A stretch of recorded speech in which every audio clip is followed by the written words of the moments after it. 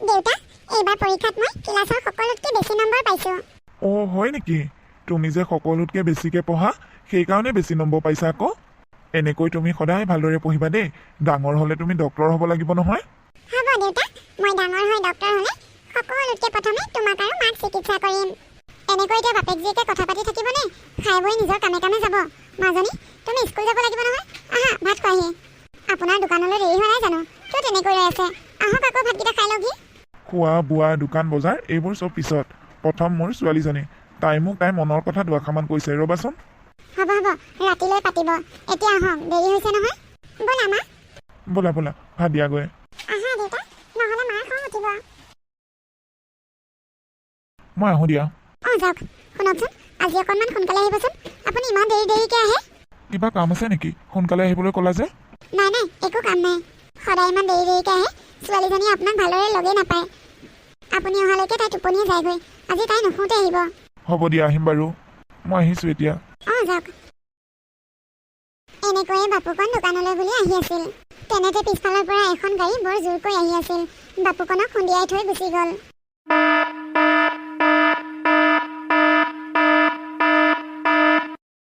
লগতে বাপুকণৰ মৃত্যু হ'ল।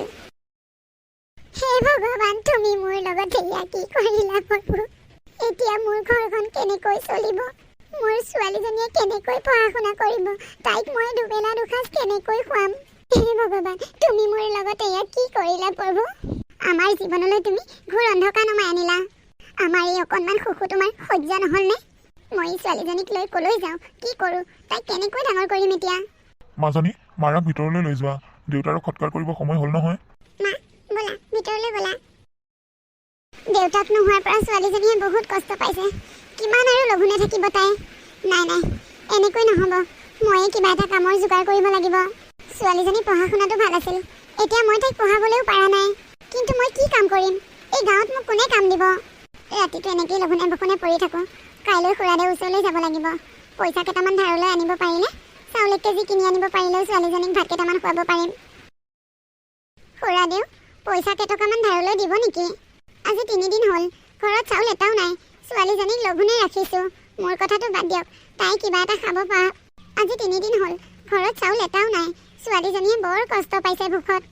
ৰেণু, তই পইচা ধাৰলৈ লৈ গ'লে কেনেকৈ ধাৰ মাৰিবি? আগতে বাৰু সি থকাৰ কাৰণে ধাৰলৈ দিছিলোঁ, এতিয়া কেনেকৈ দিম? খুৰাদেউ, আপুনি চিন্তা নকৰিব। মই যেনেকৈ হ'লেও আপোনাৰ পইচাকেইটা ধাৰ মাৰিমেই। নাই নাই দেই, মই পইচা দিব নোৱাৰোঁ। খুৰাদেউ, মই আপোনাৰ ভৰিত ধৰিছোঁ। কিবা এটা কৰি পইচা কেইটকামান দিয়কচোন। চাউল 1 কেজি কিনিব পাৰিলেও হ'ব। অঁ, তই ভালদৰে কথা কৈ থাকিলে বুজি নাপাওঁ নেকি? মোৰ ওচৰত পইচা নাই যা। মোৰ কি টকাৰ গছ আছে নেকি? মা, নেলাগে আহা। তুমি নোখোৱাকৈ থাকিব পাৰিলে ময়ো পাৰিম। এই বুলি কৈ জীয়েকে মাকক লৈ গুচি গ'ল। টকা ধাৰলৈ নিব আহিছে, ক'ৰ পৰা বা ধাৰ মাৰিব তাই? ৰেণু, কি হৈছে? তই এনেকৈ কান্দি ফুৰিছ যে? কি ক'ম আৰু বাইদেউ, উপায় নাইকিয়া হৈছে। মানুহজন নোহোৱাৰ পৰা দুবেলা দুসাঁজ খাবলৈও টান হৈছে। খুৰাদেউহঁতৰ ঘৰলৈ গৈছিলোঁ, পইচা কেইটামান ধাৰলৈ পাওঁ নেকি বুলি। খুৰাদেউৱে ধাৰ মাৰিব নোৱাৰিম বুলি নিদিলে। গাঁৱত ক'তো কাম বন এটাও নাপাওঁ।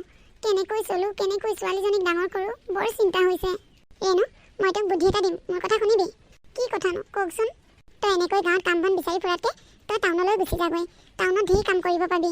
হোটেলে চোটেলে য'তেই যি নহওক, মানুহৰ ঘৰতো কৰিব পাৰিবি কৰোঁ বুলি ক'লে। সঁচাকৈ বাইদেউ? সঁচাকেনে?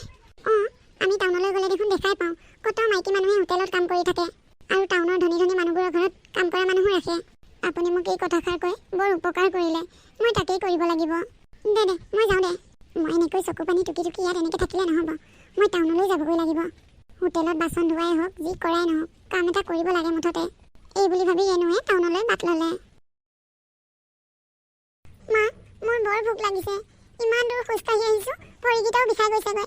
আৰু যাব নোৱাৰিম মা। মাজনী, টাউন পালোহি ৰবি। এই দোকানখন খোলা হৈ আছে। বলচোন দোকানখনলৈ যাওঁ। তাতেই কিবা কাম কৰিব পাওঁ নেকি সোধোগৈ। বৰ ডাঙৰ দোকান দেখোন। সেইখনকে হোটেল বুলি কৈ যেন পাইছোঁ। ব'লা মা, অকণমান খৰধৰকৈ যাওঁ, নহ'লে সেইখন দোকানো বন্ধ কৰিব। কোন আপোনালোক? কিয় এইখিনি তেনেকৈ ৰৈ আছেহি? ছাৰ, মোক দয়া কৰি আপুনি উপকাৰ কৰক। কি হৈছে? ছাৰ, আজি 3 দিন হ'ল ছোৱালীজনী আৰু মই একো খাবলৈ পোৱা নাই। মানুহজন এক্সিডেণ্ট এটাত এমাহমানৰ আগতেই ঢুকালে। মই গাঁৱৰ পৰা আহিছোঁ। আমাৰ একেবাৰে অৱস্থা নাইকিয়া হৈ গৈছে। আপুনি মোক দয়া কৰি আপোনাৰ এই হোটেলখনতে মোক কাম এটা কৰিবলৈ সুবিধা কৰি দিয়ক। মোৰ হোটেলত কাম কৰা মানুহ আছেই, এতিয়া বৰ্তমান কাম কৰা মানুহ নালাগে। ছাৰ মই আপোনাৰ ভৰি ধৰিছোঁ, আপুনি আমাক পইচা দিব নালাগে, মাথো দুবেলা দুসাঁজ দুইজনীকে খাব দিলেই হ'ল। তোমালোকৰ গাকেইটাও বৰ বেয়া বেয়া গোন্ধাইছে। এনেকুৱা লেতেৰা মানুহ মোৰ হোটেলত ৰাখিলে কাষ্টমাৰ নাহিব দেখোন। অৱশ্যে তুমি এটা কাম কৰিব পাৰিবা, পিছফালে বাচন বৰ্তন ধোৱাকৈ থাকিব লাগিব।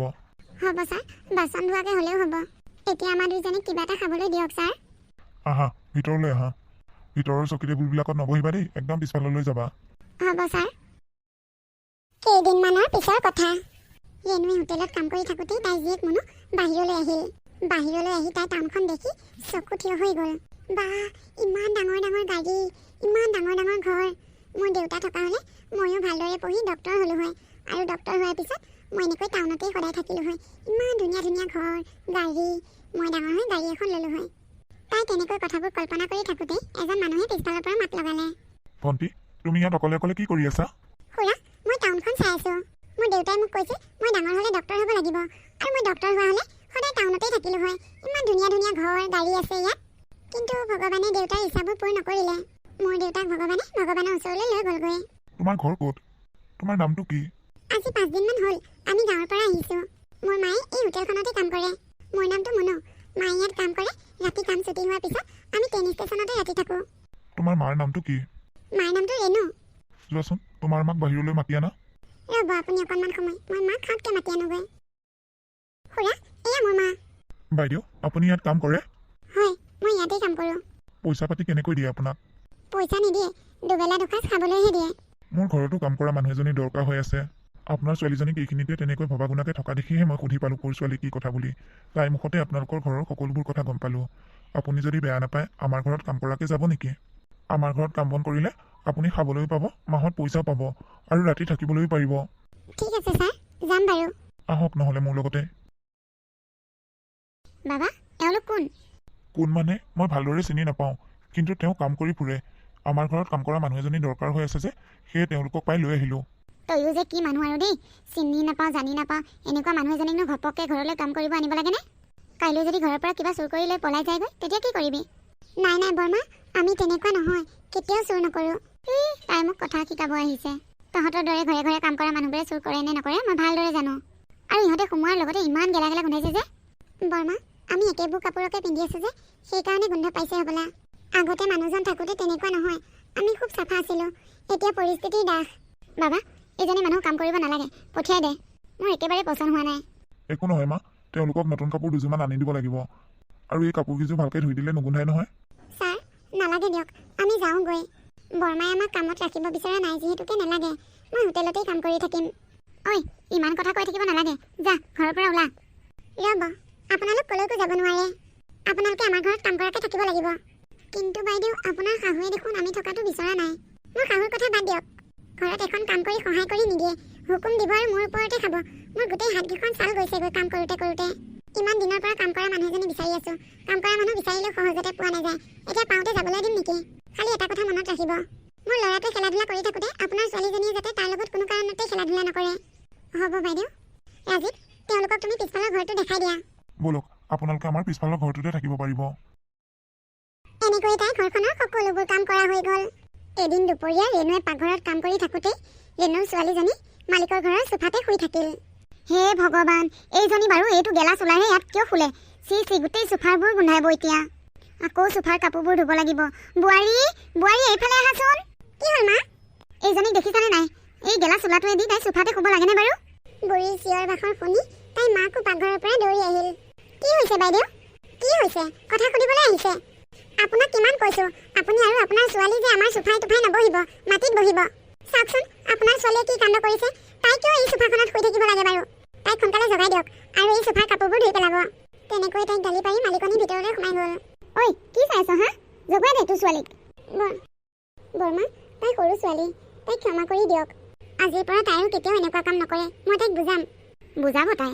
আজি প্ৰথমবাৰৰ বাবে একো নকৰিলোঁ, পিছত যদি আকৌ এনেকুৱা হয় নহয় চাবি কিন্তু। মাজনী, মাজনী, কি হ'ল মা? তই ইয়াত কিয় শুই আছিলি? কিমান কম আৰু, য'তে ত'তে নবহিবি, যি টি বস্তু নেলাৰিবি। তই মোৰ কথা কিয় নুশুন? মা, মোৰ বৰ টোপনি ধৰিলে, সেইকাৰণে কোন সময়ত শুই গ'লো গমেই নাপালোঁ। তুমি জানাই দেখোন মোৰ টোপনি ধৰিলে মই য'তে ত'তে শুই দিওঁ বুলি। আজিৰ পৰা আৰু তেনেকুৱা কাম নকৰিবি মা। টোপনি ধৰিলে তই মোক কবি। আমাকো থাকিবলৈ ঘৰ এটা দিছে নহয়, টোপনি ধৰিলেতো তাতেই শুবিগৈ হ'ব দিয়া মা আজিৰ পৰা বাৰু মই ইয়াত নুশুওঁ মা মা ক'ত আছা এইফালে আহাচোন আকৌ কি হ'ল বাৰু ল'ৰাটোৱে বৰকৈ চিঞৰিছে দেখোন মা আহিছানে কি হ'লনো বাবা কিয় ইমানকৈ চিঞৰিছা মা মোৰ ঘড়ীটো টেবুলৰ ওপৰতে আছিলে এতিয়া ঘড়ীটো নাই চোৱাচোন ক'ৰবাত থৈছা হ'বলা পাহৰিছা চাগে কিয় পাহৰিব ইমান দিনে ঘৰৰ বস্তু একো নাইকিয়া হোৱা নাছিল আজি ঘড়ীটো নাইকিয়া হ'ল কাইলৈ কি নাইকিয়া হয় ঠিক নাই এই মাক জীয়েকেই যতমান তত সিহঁতেই চুৰ কৰিছে যেন পাওঁ ৰেণু ৰেণু এইফালে আহচোন কি বৰমা মোক মাতিছিলে অঁ আমাৰ বাবাৰ ঘড়ীটো নাইকিয়া হৈছে তোৰ ছোৱালীয়ে লৈ গৈছে নেকি সুধচোন নাই নিয়া বৰমা তাই লৈ যোৱা হ'লে মই দেখিলোহেঁতেন নহয় তাইনো নি পেলাই ক'ত থ'বগৈ আইতা আমি দুখীয়া হ'ব পাৰোঁ কিন্তু আমাৰ চুৰ কৰা অভ্যাস নাই বা এইজনী ঘৰতে শিকাই আনিছে যেন পাওঁ আপুনি ভালকৈ সোধকচোন আপোনাৰ ছোৱালীক তাই নিবও পাৰে সেইকাৰণে আপোনালোকক কওঁ চব ৰুমতে সোমাই নুফুৰিব ৰাহুল তহঁতৰ ঘৰত কি হৈছে মোৰ ঘড়ীটো ইজনীয়ে চুৰ কৰি নিছে যেন পাওঁ বুজিছনে ইমানকৈ সুধি আছোঁ নকয় অ' যা ৰাহুল তই ঘড়ীটো কালি আমাৰ ঘৰতে থৈ আহিলি মই ভাবিছিলোঁ আজি আহোঁতে ঘড়ীটো লৈ আহিম পাহৰিয়ে গ'লোঁ তই এনেই ছোৱালীজনীক ধৰি আছ কালি যে ভৰি হাত ধুওঁতে তই আমাৰ বাথৰুমতে খুলি থৈ আহিলি দেখোন অ' মনত পৰিছে ব'লচোন তহঁতৰ ঘৰৰ পৰা আহোঁগৈ ঘড়ীটো লৈ আহোঁগৈ অঁ ব'ল আমাৰ ঘৰতে খেলিম দে মই ইয়াত খেলিম বুলি আহিছিলোঁ এতিয়া ঘৰলৈ যামেই যেতিয়া ইয়াত নেখেলোঁ তাতেই খেলিম খুৰী ৰাহুলে আজিও আমাৰ ঘৰতে খেলিব অঁ হ'ব যোৱা বাইদেউ এইকেইদিন কাম কৰা যিকেইটা পইচা পাওঁ মোক পইচাকেইটা দিয়ক মই আৰু আপোনালোকৰ ঘৰত আজিৰ পৰা নাথাকোঁ কিয় নাথাকা দুখীয়া হ'লোঁ বুলিয়ে ঢেৰ অপমান পাইছোঁ এনেকৈ মানুহৰ ঘৰৰ পৰা বস্তু বাহানি চুৰ কৰা আমাৰ অভ্যাস নাই পেটৰ জ্বালাত পৰিহে কাম কৰিবলৈ আহিছোঁ মানুহজন থাকোঁতে এনেকৈ লোকৰ ঘৰত কাম কৰিবলগীয়া হোৱা নাছিল ইমান অপমান সহ্য কৰিব নোৱাৰোঁ বাইদেউ আপুনি আমাক ক্ষমা কৰি দিয়ক আমাৰ ভুল হৈছিল আচলতে যিকোনো কথা এটা বাদ বিচাৰ নকৰাকৈ ঘপককৈ মানুহক বদনাম দিব নালাগে ৰেণু মইহে বেছি কৰি থাকোঁ তহঁতে দুজনী বৰ সহজ সৰল মইহে সৰু সৰু কথাত গালি পাৰি বোৱাৰীৰ মূৰত পোক সুমুৱাই দিওঁ তহঁতে ইয়াৰ পৰা গুচি নাযাবি নহ'লে আকৌ বোৱাৰীজনী আগৰ দৰে কষ্ট কৰি কাম কৰিবলগীয়া হ'ব আপুনি ইয়াৰ পৰা নাযাব আপুনি গ'লে মোৰ কামত বহুত কষ্ট হ'ব নালাগে দিয়ক বাইদেউ মোৰ ছোৱালীজনী পঢ়া শুনা কৰিব লাগিব মই এনেকৈ থাকিলে নহ'ব তাইক কোনোবা চৰকাৰী স্কুল এখনত নাম লগাই দি মই ওচৰে পাজৰে ক'ৰবাত কাম কৰিব লাগিব তাইৰ দেউতাকৰ বৰ ডাঙৰ সপোন আছিল তাই ডক্টৰ হ'ব তাইক মই ডক্টৰ বনাব নোৱাৰিলেও পঢ়াই শুনাই আখৰ চিনি পোৱা ছোৱালী এজনী কৰিব পাৰিলেও বহুত ডাঙৰ কথা হ'ব আপুনি যদি বিচাৰিছে আপোনাৰ ছোৱালীক মই স্কুলত নাম লগাই দিম তথাপিও আপুনি ইয়াৰ পৰা নাযাব আপুনি আমাক ক্ষমা কৰি দিয়ক আমি আপোনাক বহুত অপযশ দিলোঁ খুৰী মোক সঁচাকৈ